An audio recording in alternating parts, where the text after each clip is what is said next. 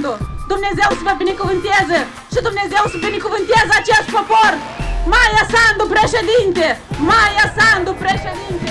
Maia Sandu, președinte! Și încă o dată, Maia Sandu!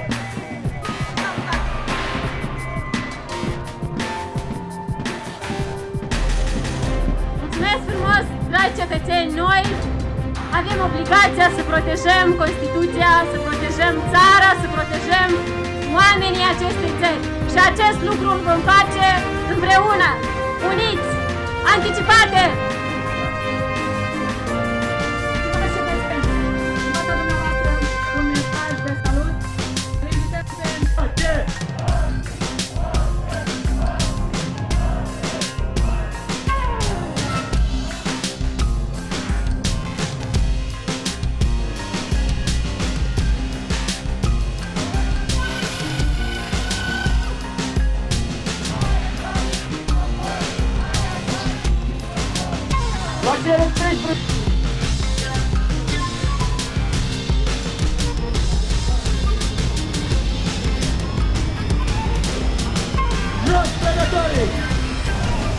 Mulțumim!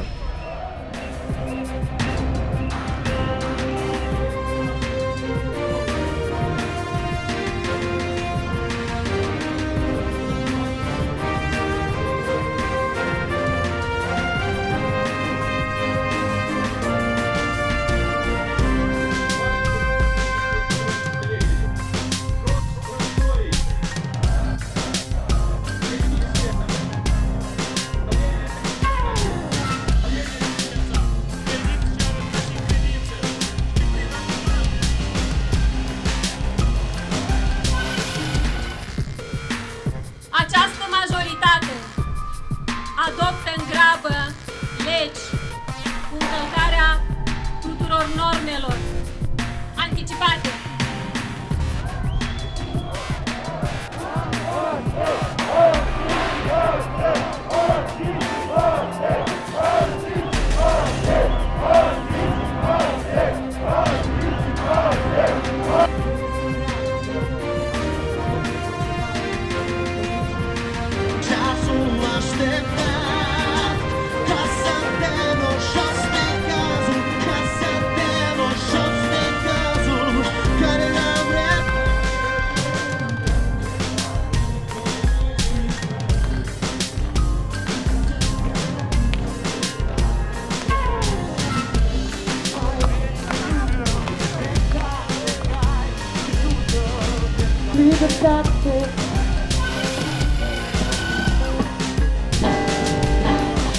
Libertad.